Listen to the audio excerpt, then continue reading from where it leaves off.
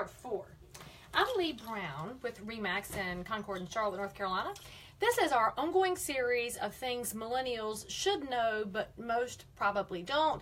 Topics graciously provided to me by an actual living millennial who is awesome and loves talking to people of other generations. Because, by the way, don't judge any generation by their age, because they're all pretty unique individuals.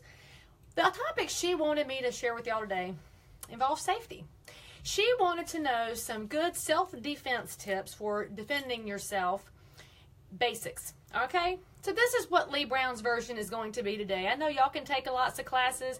You would love to put your comments in the thread and tell me your great ideas too.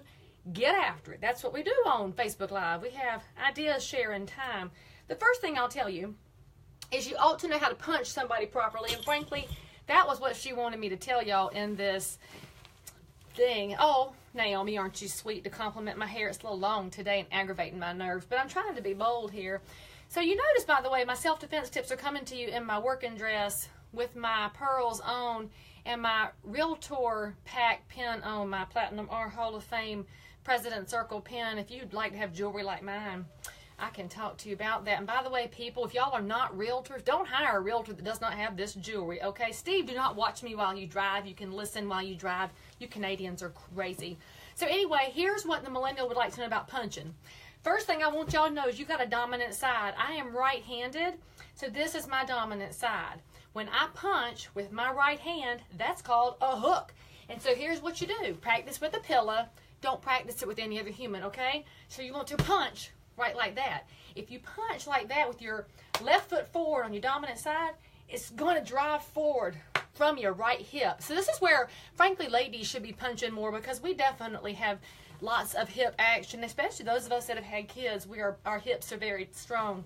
Now, your other side, that's your jab. So you straight off on that one. So I'm not left-handed, punch straight. So you would have a jab, hook. You don't need anything else. Now, I'm pretty strong and aggressive, which I know I had that with my pearls and my good color on today. But you should also know the palm of your hand, the heel right here, really powerful place to punch from. If you drive this up somebody's nose with enough power, you can apparently drive the cartilage and stuff up into their brain. Now, I've not tried this in person, but this advice was given to me by a former boyfriend of mine who is or was in the Marine Corps. Hoorah! So I believed him because he was much bigger and stronger than I was. So what you want to do, have your non-dominant leg forward, dominant side back, get that thing and go driving through. Use your glutes and your hip. Drive this through the nose, okay? Now, let's just say you don't feel real tough. You don't feel strong. And what you want to do is get your keys, because y'all should all have some car keys. Take your keys, thread them in between your fingers, okay? This is how you make your own set of brass knuckles, because everybody should know how to have their own brass knuckles, unless you go to the gun show and get some, which that's where the good ones are. But in a pinch, these will work. So put these keys in between your fingers. If you're a realtor out showing property, you don't have to be a millennial to know you ought to be safe, because we deal with some crazy people out there. And by the way, if you're a Zillow person, y'all need to rethink this beta you've got with realtors needing to set up appointments with random strangers without knowing who they are, because that's really against realtor safety and frankly everything that's good in the world. But that's a different soapbox for a different time. Russell Wing, you could hit them with your walker, but I'm pretty sure Kathy will knock them out first if they try to mess with her sweet man. So put your keys in between your fingers. Now when you punch, you've got all this metal to do all the work. You could take their eyes out. Always go for the eyes, because it hurts and they're not just the windows to the soul. You could really put somebody on their knees. See, you don't really need anything more than your car keys. So you're going in to show a house, you're looking all cute, hold your keys like this, okay? Have them right here and punch them. I also keep a can of wasp spray in my car, and so if it looks like I'm going to go take out a wasp at a house, I can turn around and spray them in the eyes, and that's legal. So if pepper spray or mace are not legal where you are, you could use wasp and hornet spray. It does a very fine job, and then you need to run too. So frankly, this is another reason to stay in shape. Get up off your dead self and get moving, because you better be able to get away from a crazy person.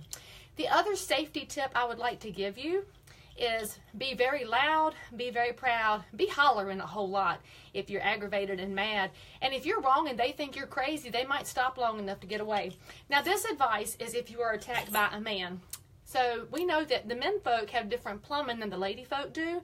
And I'm not getting into all the different people's things. You should know though, it's not about hitting somebody in their man parts with a knee or about punching them there, because you don't have to go down that low.